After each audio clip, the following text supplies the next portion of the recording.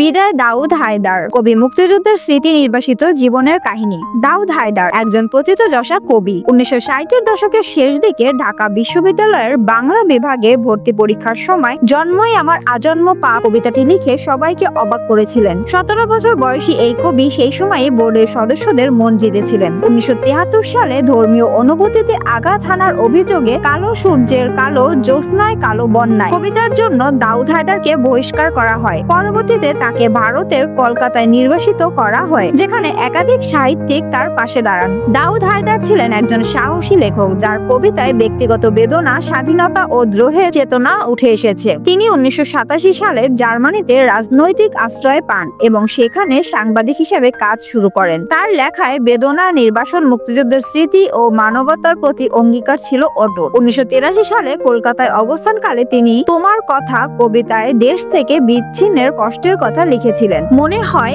একদিন বাংলাদেশ ঘুরে আসি। এই বাণী তার ভিতরে অন্তহীন আকুতি ও দেশের প্রতি ভালোবাসার প্রকাশ ছিল। দাউদ হায়দার বাংলাদেশের অন্যতম সেরা কবি। 27 এপ্রিল 2025 সালে বার্লিনে মৃত্যুবরণ করেন। দীর্ঘদিন কোমায় থাকার পর তিনি অনন্তের পথে যাত্রা করেন। তার কবিতায় আজও অমর হয়ে থাকবে তার বিদ্রোহী চেতনা এবং বেদনা। বিদায় দাউদ হায়দার। যে টেলিভিশন, জাতীয় অর্থনীতি ও দ্য ডেইলি ওয়ার্ল্ড রিপোর্ট পত্রিকার পক্ষ থেকে গভীর সমবেদনা প্রকাশ করছি।